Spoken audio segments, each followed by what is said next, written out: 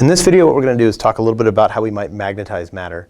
So when we talked about electric fields and charges and polarization, we talked about how you can dump charge onto a piece of material, plastic or metal, and you can it can develop a net charge, and that net charge can be used to do stuff, or it can polarize, it can change, it can move around, and so forth.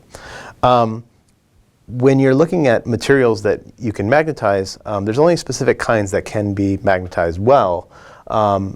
Plastics don't work, dielectrics don't work, but some metals do, and those metals are ferromagnetic, so they're things that you would probably be familiar with. But let's go back to this example that we talked about with a permanent magnet.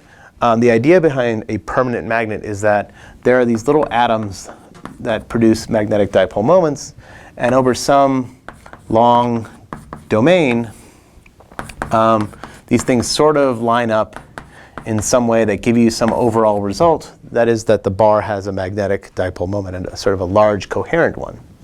Well, if the material doesn't have this coherent structure to it, for example, think of an iron nail, there's no reason for that iron nail to be magnetized sort of in everyday situation. And so its magnetic domains might be all over the place. By sticking it in this circuit where you have a loop of wire that's shaped like a solenoid, right? It runs around like this. You know that what will happen when you run a current through it is that you'll create a magnetic field.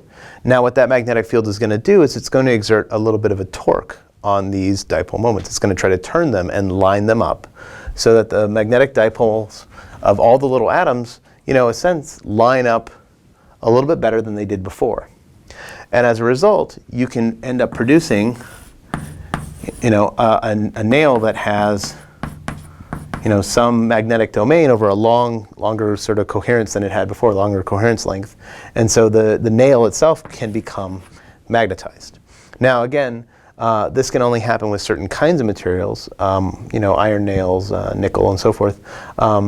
But it is a way of actually being able to take some piece of matter and magnetize it and then use it for something else. And this kind of structure allows us to do it.